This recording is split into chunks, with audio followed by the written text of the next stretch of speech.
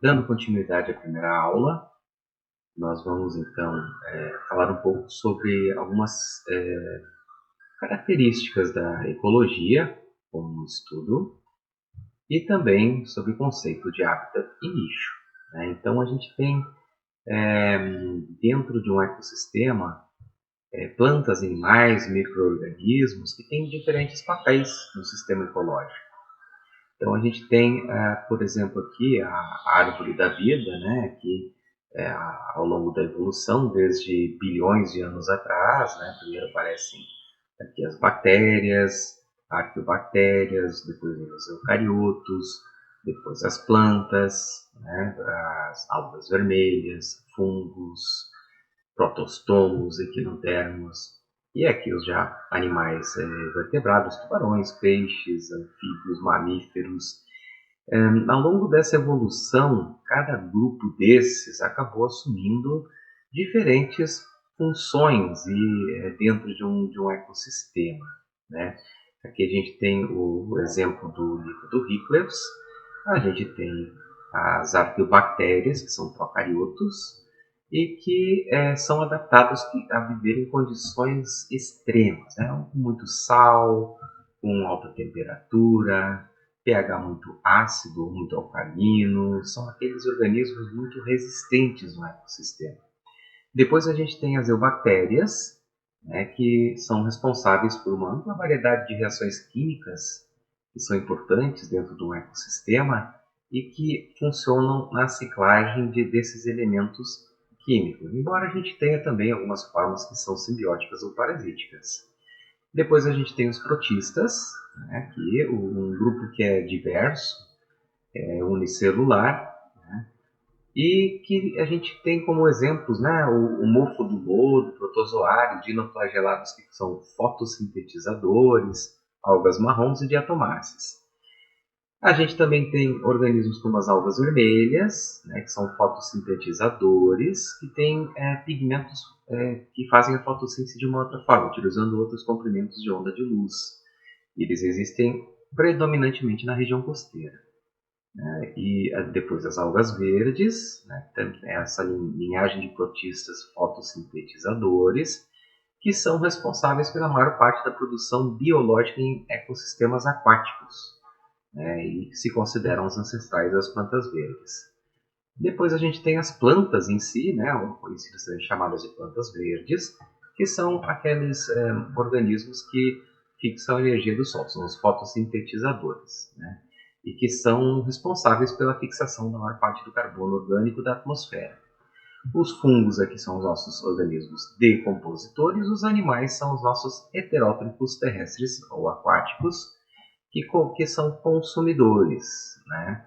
E aqui tem uma grande diversificação nesse grupo. Então, a gente tem que pensar sempre em ecologia, no papel que cada grupo destes tem no ecossistema. Outro conceito importante que vocês precisam entender é a diferença aqui de habitat e nicho, né? Então, o habitat ele define o lugar de um organismo na natureza.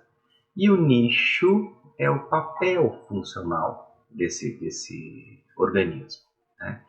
Então, por exemplo, um habitat pode ser uma floresta, então aquele organismo é um organismo que vive no habitat de floresta. O habitat pode ser um habitat aquático, então aquele organismo vive em poça d'água, esse é o habitat do animal, né? Um outro animal pode viver dentro de um rio, então um habitat aquático, um habitat que é o rio, né? O hábitat do bicho também pode ser embaixo do solo. Então, assim, esse é o local onde o organismo vive na natureza, certo? E o nicho já é o papel funcional desse organismo. Vamos ver se a gente tem alguns exemplos aqui, né? Então, desculpa, vamos voltar aqui um pouco para hábitat. Então, o local onde vive o organismo, então, ele é distinguido por essas notáveis características físicas, né? Frequentemente incluindo a forma predominante de vida vegetal ou às vezes vida animal. Vejam, por exemplo, um parasita humano, né? O hábitat dele é o corpo humano, né? Então a gente é o hábitat de um piolho, a gente é o hábitat de um nemátodo que está no nosso estômago, nós somos o hábitat desse animal, certo? Aqui tem alguns exemplos de hábitat mais amplos, né? Uma floresta, uma savana, né? Ou savanas tropicais, né? E tem organismos cujo hábitat deles são ambientes mais inóspitos, aqui como na Antártida, né? Então, pinguins, lobos marinhos, enfim. Então, são animais que vivem nesse tipo de hábitat. Bom, quanto ao nicho, ele representa o intervalo de condições que um organismo pode tolerar e as formas de vida que ele possui. Então, em resumo, é o papel dele no sistema ecológico. Então, imagine sempre o organismo dentro do seu habitat. Imagine que o habitat é uma floresta, por exemplo. Dentro dessa floresta, ele tem uma certa forma de procurar comida. Então, a alimentação dele, né, é constituída de onde ele busca energia, né? Vamos dar um exemplo aqui. Dentro de uma floresta, a gente tem aquele nosso sapinho que a gente acabou de falar, né? Então, a alimentação deles são invertebrados, né? Então, ele se alimenta basicamente de invertebrados. E aí, ainda na alimentação, que faz parte do nicho dele, ele vai buscar os invertebrados, né?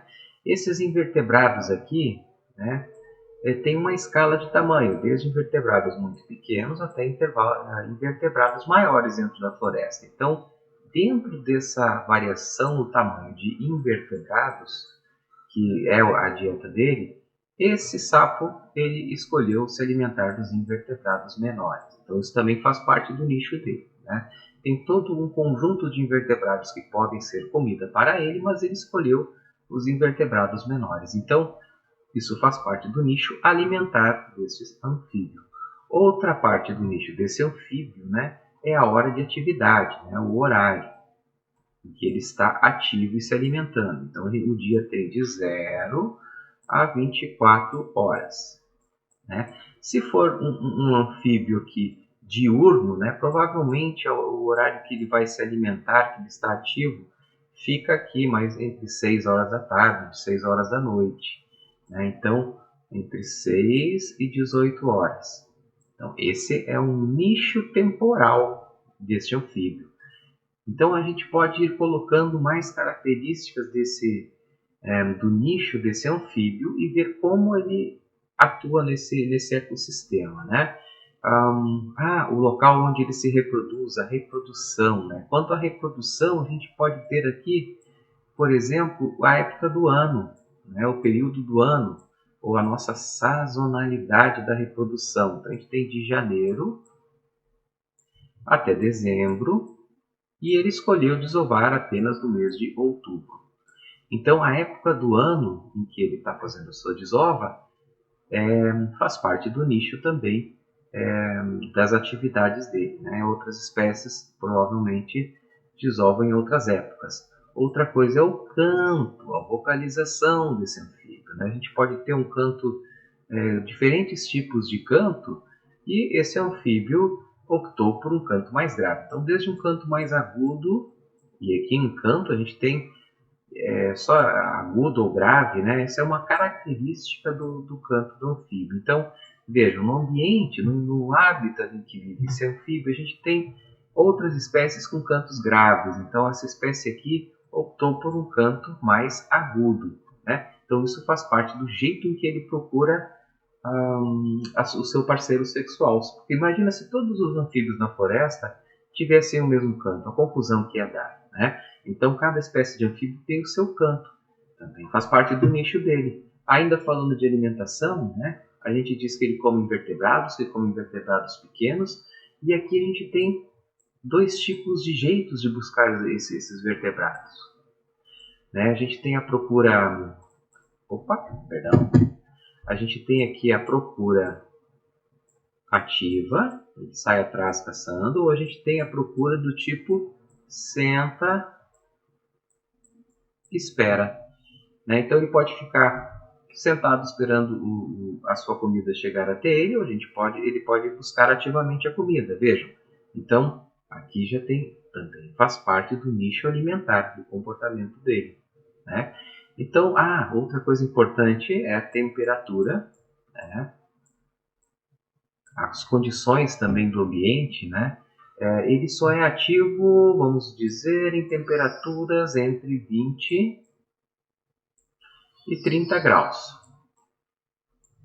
Né? Então, esse é o nicho de temperatura dele, tá certo? É a condição ambiental, a condição física que ele tolera, certo, gente? Dentro da floresta, o nosso hábitat é floresta, né? Ele é um animal dentro da floresta que pode ficar no chão e pode ficar no dossel, lá no topo das árvores, né? Então vamos imaginar que esse nosso anfíbio aqui, ele fica lá no topo das árvores, lá perto do dossel. É um bicho que sobe, escala. Então, vejam, a gente vai construindo o nicho com várias características, tanto do comportamento, como da dieta, como de condições ambientais, do local, do microambiente em que ele fica na floresta, né? E tudo isso, todas essas características são características do nicho dentro do habitat, ok? Aqui a gente tem exemplos de nicho, né? A gente tem 3 espécies de invertebrados, de artrópodes, né? E que os 3 são herbívoros, os 3 se alimentam de planta, do que a planta fornece de energia, né? Mas cada uma tem um nicho diferente, né? Vamos imaginar que os 3 estejam na floresta. Esse gafanhoto rinoceronte, esse aqui, é especializado em mastigar folhas, né? Então, esse animal se alimenta das folhas das árvores. E esses ofídeos aqui, esses aqui são especializados em sugar seiva, né? Então, eles vêm aqui e vamos fazer uma agulhinha aqui, né? Dá para entender que isso é uma seringa, né? Eles vêm na árvore e sugam diretamente a seiva da árvore, né? E as vespas depositam os ovos em larvas de besouro que cavam fundo na madeira. Então, os filhotes dessa vespa aqui se alimentam, na verdade, aqui já tem até um nicho alimentar bem diferente, né? Os filhotes são carnívoros. A gente tem 2 herbívoros, aqui a gente tem um carnívoro, e aqui ela desova, os seus filhotes se alimentam de besouros que são enterrados junto com os ovos, certo? Então veja, a gente tem um nicho alimentar, 3 insetos com nichos alimentares diferentes dentro da floresta, né? Outro aspecto importante de ecologia é que os sistemas e processos ecológicos têm escalas características de tempo e espaço. Tá? Isso aqui já vamos explicar. Quanto ao tempo, né, a gente tem o que a gente chama de variação temporal. Então, os organismos estão sujeitos a essa variação temporal. Uma variação temporal pode ser algo extremamente rápido, que acontece em 24 horas. Então, entre o dia e a noite, a gente tem escuridão e luz, a gente tem frio e calor, né? E essa variação temporal faz com que processos ecológicos aconteçam só de dia ou só de noite, né? Tanto para plantas quanto para animais. A gente também tem variações que são sazonais. Quando a gente fala em sazonal, é um processo que se repete todos os anos. Aqui em Tefé, a gente tem a estação de seca e a gente tem a estação chuvosa. Agora, em setembro, a gente está na estação de seca, então fica muito tempo sem chover, né? E em março, dezembro, já começa a estação de chuvas, uma época em Tefé que chove muito. A gente tem sazonalidade também no ciclo da água, né? Tem épocas do ano que a gente tem a cheia e tem épocas que tem a seca. Então, esse é um processo um pouco mais demorado, a variação temporal aqui é mais longa, corre ao longo de um ano, e também é um indicador para os animais e plantas de que eles devem fazer tais coisas ou tais ações no seu comportamento, na sua fisiologia, dependendo da época do ano. Tanto é que na época chuvosa a gente vê mais espécies de sapo reproduzindo. Na época seca, a gente vê mais lagartos de sol andando por aí, né? A gente tem a precipitação, a chuva, né? Aqui é um fenômeno mais incerto, né? A gente não sabe se vai chover amanhã ou depois, né? E é um fenômeno que acontece rapidamente, né? Em questão de horas ela começa e termina, dependendo da chuva, né? A gente não sabe nem direito a duração dessa chuva, tá bom? Depois a gente tem furacões, que também são imprevisíveis, né? Mas a gente pode até dizer que uma época do ano, em tal lugar, vai ter mais furacão, né? E são fenômenos que ocorrem todos os anos, praticamente todos os anos, onde são áreas de furacões, mas a gente não sabe ao certo quando eles vão ocorrer. Vulcanismo, né? Vulcanismo é um fenômeno que realmente esse é o mais imprevisível e tem assim uma frequência muito baixa, né? A maioria dos vulcões do mundo levam milhares de anos para ficarem ativos, então a gente nunca sabe quando vai ser o próxima explosão, o próximo derrame de lava. E o fogo, gente, o fogo também é algo imprevisível, né? Embora tenha épocas do ano que são mais secas em que a probabilidade de ele acontecer é maior, mas a gente nunca sabe se o fogo natural vai acontecer nesse ano ou no outro. Então, os organismos dentro de um ecossistema estão sempre sujeitos a várias características daquele ambiente que podem mudar de forma aleatória, podem mudar todos os anos, né? Então a gente tem que considerar essa variação temporal, né? Quanto à variação espacial, a gente tem dois tipos, né? Tem a heterogeneidade de grande escala e a heterogeneidade de escalas menores. Como a heterogeneidade de grande escala, a gente tem o clima, topografia, tipo de solo, né? Então, com o clima, a gente tem um clima na região, né? A gente pode dizer, por exemplo, que o clima de Tefé é o mesmo clima que Alvarães, que o Arini, que o Caiambé, né? Então, o clima é algo grande, algo que ocorre na região, que a gente tem um clima com uma temperatura mais ou menos constante ao longo do ano, que varia de 23 a 30, 31 graus ao longo do dia. A gente tem um clima que tem mais chuva numa época do ano do que na outra. Tudo isso faz parte do nosso... muita umidade no ar, em geral, né? Então, isso é algo que é em grande escala, porque ocorre numa grande área da Amazônia. Topografia é algo que também ocorre em grande escala, né? O relevo, né? A presença ou não de montanhas, planície alta, planície baixa, isso aqui não é algo pequeno.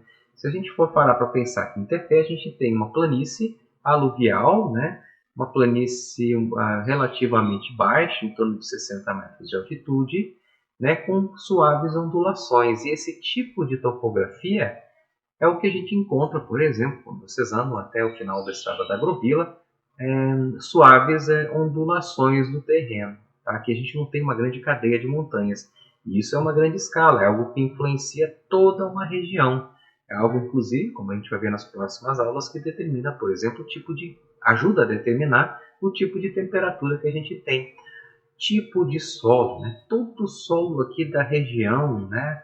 É um solo, tem um certo tipo de solo que levou milhões de anos para se formar, né? A gente vai ver bastante isso em ecologia das florestas tropicais, por exemplo. Então isso é algo mais regional. O tipo de solo aqui não muda a cada quilômetro que a gente anda aqui em Tefé, né? Depois a gente tem heterogeneidade de escalas menores, né? Essas escalas menores aqui, né, é algo que os organismos sentem no seu dia a dia também, né? Não que eles não sintam aqui o clima, a topografia e tipo de solo, né? Mas tem algo que é muito mais diverso num espaço muito menor. Então, a estrutura das plantas, né? Se a gente anda numa floresta, a gente vai ver árvores de um tipo ou de outro, a gente vai ver plantas herbáceas, a gente vai ver epífitas, né? Então, para um animal pequeno, para um inseto, né, ele enxerga a floresta como um ambiente muito heterogêneo. Se ele andar um pouquinho, ele vai encontrar um tronco grosso de árvore. Se ele andar mais um pouquinho, ele vai encontrar uma planta rasteira, né? Ou vai encontrar uma planta que está crescendo sobre outra, né? Então, isso vai ser um microhábitat dentro da floresta que vai mudar muito rapidamente, né? Então, essa nossa heterogeneidade em escala menor. Atividades de animais também, né? Os animais têm, cada animal tem seu ritmo, né? E todo mundo tem um padrão de atividade que é diário, coisas que se repetem todos os dias, e tem um padrão de atividade anual, né? Em que eles têm a época reprodutiva, a época não reprodutiva, a época que ele migra, né? Dependendo da espécie, né? Então a gente tem isso como escala menor, aqui as atividades de animais. E o conteúdo dos solos, né? Às vezes aqui em Tefé, apesar do solo em geral ser de um tipo, né? Um latossolo, por exemplo, Se a gente anda para o topo de uma floresta, a gente vai encontrar mais areia, né? Ou menos areia, mais argila. Se a gente anda mais perto do igarapé, a gente vai encontrar mais areia, um solo mais arenoso, né? E quem anda aqui pelas trilhas em Tefé, que vão para a roça, dá para perceber que tem regiões que tem mais areia, tem regiões que tem mais argila, tem regiões que a areia é mais escura, a cor do solo muda, né? Então esse conteúdo dos solos, a quantidade de nutrientes, a quantidade de matéria orgânica, o pH do solo, né? Isso pode variar mesmo aqui dentro de Tefé. Se você anda 100 metros, você pode ter diferentes pHs, diferentes quantidades de nutrientes. Isso tem uma heterogeneidade em escalas menores, ok? Aqui tem um exemplo de uma grande escala, né? As correntes oceânicas e ventos que vão transportar umidade e calor, né? Então isso aqui é no Golfo, na costa da Flórida, e a gente vê as manchas de calor, né? A água quente do oceano chegando aqui até a Flórida, né?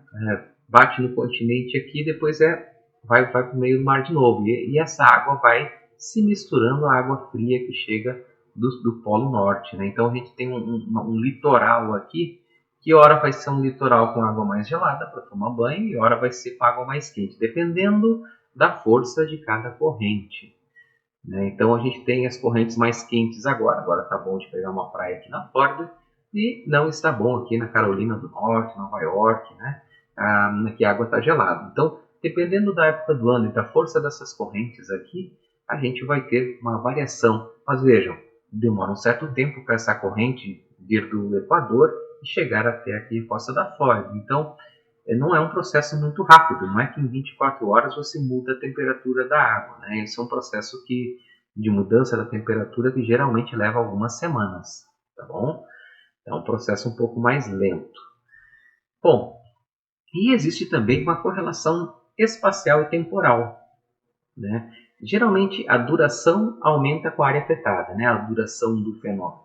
Se a gente fala, por exemplo, em tornados, aqueles redemoinhos de vento que surgem no dia quente, né? Eu acho que vocês devem ter visto já vídeos de tornados que se formam em cima de rios quando vem uma tempestade, né? Uma pequena espiral de água ascendente, né? Que às vezes assusta, mas não causa grandes problemas, né? Esses tornados são algo imprevisível, né? E são algo que acontece muito rapidamente e rapidamente some. Já um furacão, né, é algo que é algo muito maior, né, atinge uma área muito maior do que um tornado, né, geralmente numa escala assim de tamanho de um estado inteiro, né?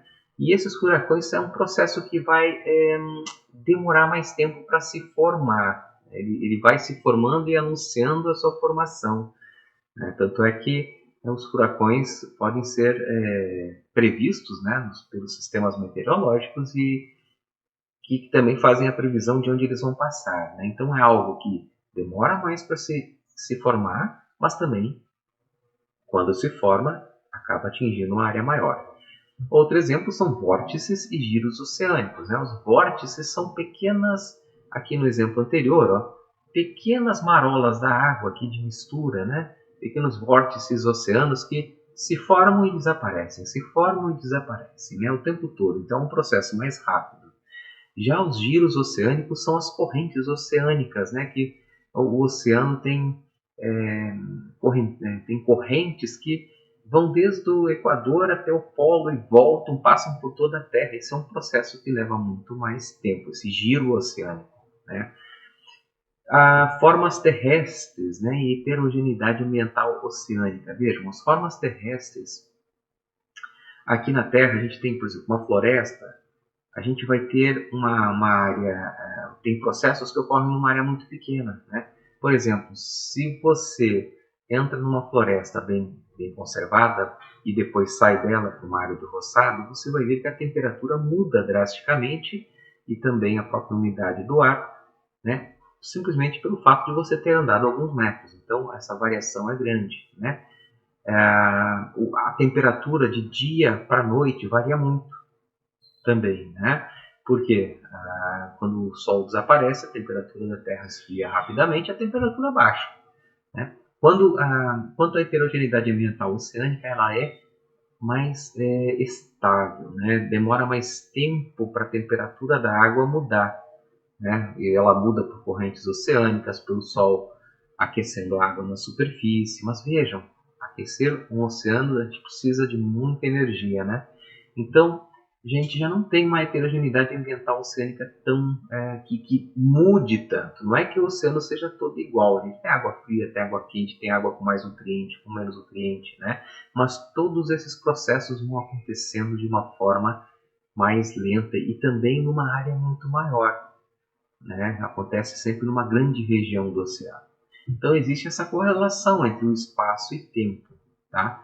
Então, quando a gente aumenta a área, as mudanças que ocorrem nessa área como um todo vão se tornando mais lentas. E por último, ou penúltimo, né, os sistemas ecológicos também, eles não escapam de princípios físicos e biológicos básicos. Então, quando a gente pensa em ecologia, a gente tem que pensar que, bom, primeiro, todo mundo obedece à lei da física, né? A gravidade é a coisa mais óbvia, né? A ação e reação, enfim. Né? Então, assim, todos os organismos obedecem a leis da física. Então, assim, um animal, geralmente os organismos, se a gente compara dentro de um mesmo grupo taxonômico, né? Mamíferos, por exemplo, os maiores mamíferos que existem estão dentro da água e não no ambiente terrestre, né? Vejam no caso da baleia azul, né? Uma baleia gigantesca. Se ela fosse colocada fora d'água, às vezes a própria gravidade faria com que os seus órgãos colapsassem, né? Ela não tem estrutura para manter aqueles órgãos funcionando. Mas dentro d'água, né? Pela flutabilidade, né? Pelas condições de viscosidade da água, ela consegue se manter sem ter uma grande estrutura física para manter. E nós, imaginem vocês, né?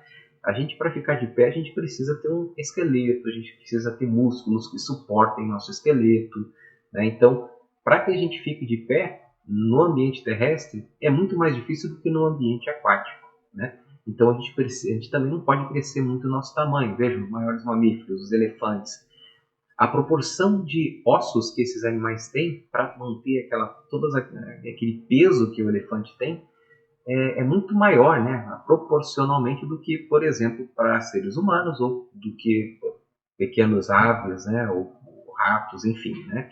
Então esse princípio físico da gravidade puxando os seres vivos fazem com que eles tenham adaptações morfológicas que tornam eles mais ou menos adaptados ao ambiente onde eles estão. Bom, os sistemas ecológicos também existem em estados dinâmicos, né? Então aqui a gente tem sempre um sistema em mudança. A dinâmica aqui significa mudança, tá? Então se você olha para um sistema ecológico hoje e olha daqui a um ano, ele vai ter mudado alguma coisa. Lembram que eu falei para vocês? O organismo também é um sistema ecológico? Pensem em vocês, como é que vocês eram há 5 anos atrás e como é que vocês são hoje. Né? Vocês são um sistema ecológico que provavelmente mudou. O corpo de vocês mudou, já envelheceu um pouco. Né? Então, a gente é um sistema dinâmico. Uma população, né? Uma população no momento ela tem 100 indivíduos. No momento seguinte, esse número pode ter aumentado ou ficado igual. Né? Uma população no momento tem metade machos, metade fêmeas. No outro momento, ele pode ter 90% macho e 10% fêmea. Então, esse estado muda. Uma comunidade muda. Né? No momento que tem tantas espécies, no momento seguinte pode ter o mesmo número ou não. Alguma espécie pode ter substituído a outra. Né? Então, sempre pense no sistema ecológico como algo que está em constante mudança. Outro fato importante, né, é que seres vivos gastam energia, sistemas ecológicos gastam energia. Vocês precisam da energia do alimento, como um sistema ecológico, as plantas precisam da energia do sol, também, né, como um organismo. Uma população, né, os organismos da população precisam de energia também. Uma comunidade, né, dentro de uma comunidade a gente tem as plantas que precisam do sol, tem os animais que precisam das plantas, os animais que precisam dos animais, a gente tem os fungos que precisam de toda a matéria morta que eles conseguirem, né? Então, o sistema ecológico, como todo o ecossistema, também precisa de energia para se manter, certo? E todos os sistemas ecológicos evoluem, tá, gente? Aqui, no caso, a evolução, a palavra evolução significa mudança, mas aqui evolução no sentido mais darwiniano do termo, né? O sistema ecológico ele vai evoluindo, vai mudando de forma em que ele se adapte sempre às novas condições que ele encontra. Tá? Então, quando a gente tem uma floresta amazônica aqui, ela é o produto de uma mudança contínua, gradual, né, no jeito dessa floresta funcionar, de forma que ela sempre continue sendo um sistema que funcione, certo? O ser humano, eu não vou dizer que evolui, isso é meio forçação de barra, né? O organismo, o ser humano, não evolui, né? Ele simplesmente deixa, ele se reproduz e torce para que sua prole consiga se reproduzir também, né? A espécie humana, a população humana também está evoluindo para se adaptar às novas condições, tá? E como espécie, como população, certo, gente? Aqui a gente tem alguns resultados disso, né? Adaptações que ajudam os organismos a sobreviver nos seus ambientes, né? Então, quando a gente olha para um organismo, ele é fruto desse processo, né? Aqui a gente tem o mantídeo, né, da Costa Rica, que é esse inseto aqui, certo? E ele tem uma coloração parecida com a do ambiente, que torna ele camuflado. Então, ele evita a predação e tem mais chance de se reproduzir assim, né? Aqui a gente tem do outro lado das agaves, certo? Que são plantas suculentas e que vivem num ambiente extremamente seco, extremamente árido. E essas plantas, essas folhas suculentas, unidas com o seu sistema de fotossíntese, né, diferente das plantas amazônicas, fazem com que essas plantas percam um pouco a água e consigam sobreviver a esse ambiente onde chove muito pouco. Então a gente tem casos aqui do resultado dessas adaptações que eu falei para vocês. Bom, e por último, gente, os ecólogos também estudam esse mundo natural por observação e experimentação, né? Então, a primeira coisa que um ecólogo faz é observar o mundo à sua volta. E depois que ele observou, ele levanta questões, né? O processo é mais ou menos isso aqui, né? Ele tem observações de história natural, por exemplo, o caso que está acontecendo aqui em Teféia, que se repete todos os anos, as andorinhas estão invadindo a cidade de novo, né? Então, as andorinhas hoje estão lá no Remanso do Boto, na Praça Digital, e numa certa hora da tarde é uma revoada, todos se juntam lá. Então isso é uma observação de história natural, certo? E aí a gente diz assim, uma imagem de uma estrutura de mundo real, ou seja, o que explica isso aqui, né? Por que a andorinha vem todo ano aqui? Por que ela gosta desse local, né? E a gente tem que ter aqui um modelo postulado. A ecologia trabalha com modelos. Modelo é uma explicação, certo? O modelo ele pode ser representado aqui em forma de um gráfico, né? Perdão. Aqui a gente tem, mas aqui quando muda a temperatura, o número de andorinhas aqui, o número de andorinhas aumenta. Então, existe uma relação aqui. Com temperatura muito baixa, a gente tem pouca andorinha. Com temperatura muito alta, a gente tem muita andorinha. Isso é um modelo, certo? Um outro modelo pode ser, se tem floresta ou tem campo, né? Tem floresta, a gente vai ter a presença de uma espécie. Quando não tem floresta, né, a gente não vai ter essa espécie. Então, assim, isso é um modelo, é uma explicação, né? Eu postulei que quando tem floresta, a gente tem a espécie. Quando tem campo, a gente não tem a espécie. É um modelo, né? Então, é uma explicação. A gente postula um modelo, uma explicação, né? As andorinhas, por exemplo, elas gostam desse ambiente porque tem árvore.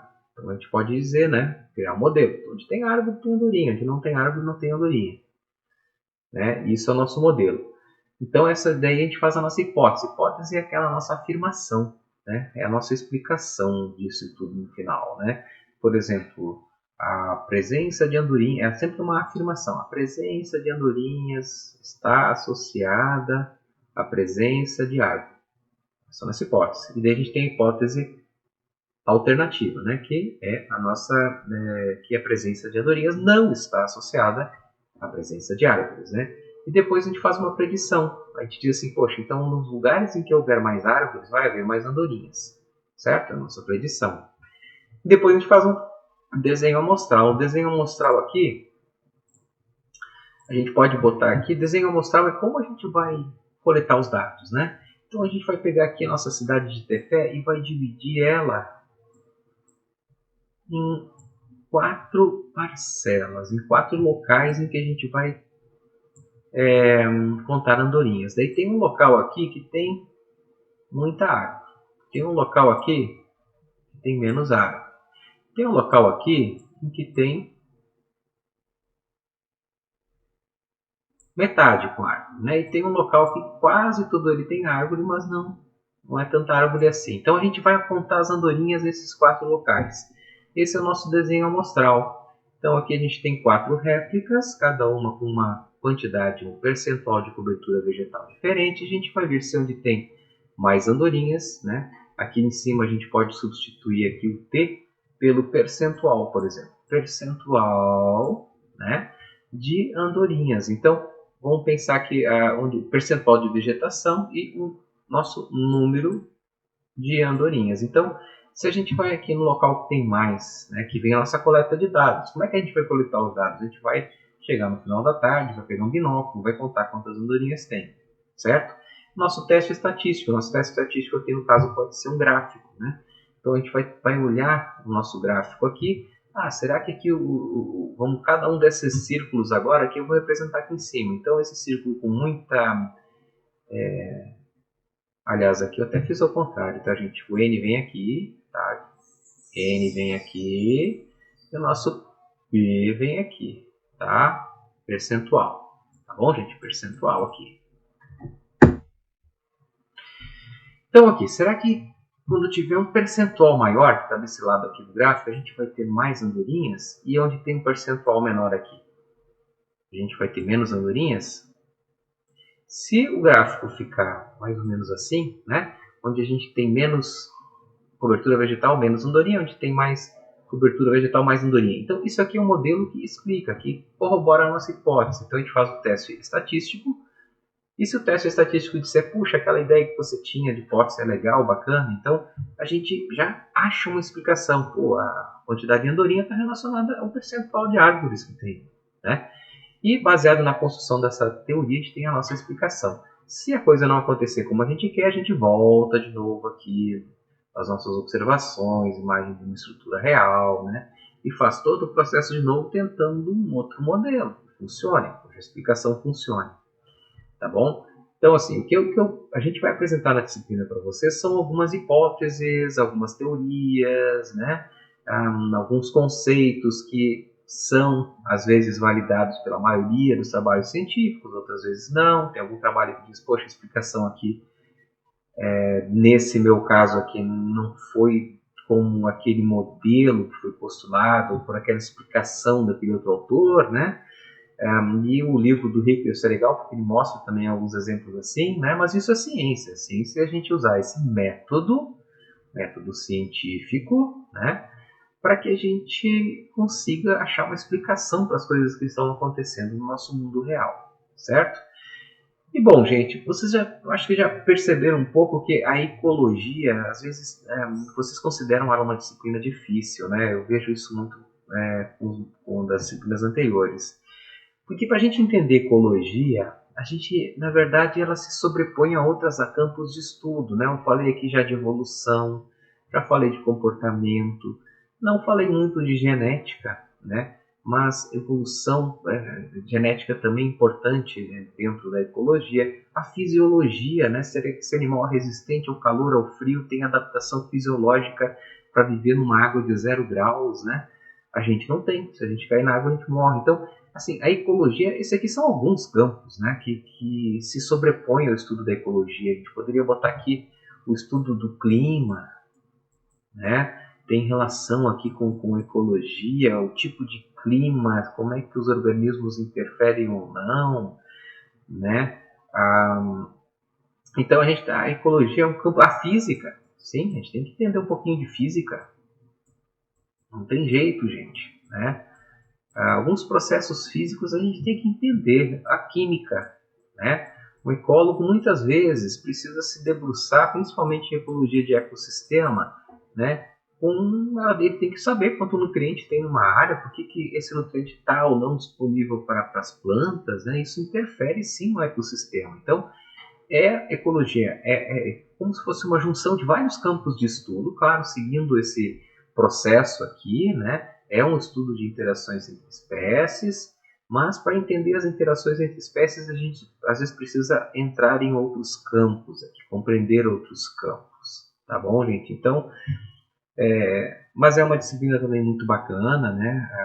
Além de estar na moda hoje em dia, é muito importante, né? Porque através das conclusões, dos modelos que a ecologia postula, a gente também consegue achar soluções, né? E prever problemas futuros, tentar encontrar solução. Por isso que às vezes até um ecólogo é considerado um chato pelos governantes, porque ele é o cara que está anunciando coisas ruins que vão acontecer, tanto no clima, no ambiente, doenças, né? E é aquele cara que se preocupa com isso, né? Então, quem for se enveredar nessa área no futuro, no mestrado, eu digo que é bem recompensador. Tá bom, gente? Então, era isso que eu tinha por agora, né? No final da aula 1.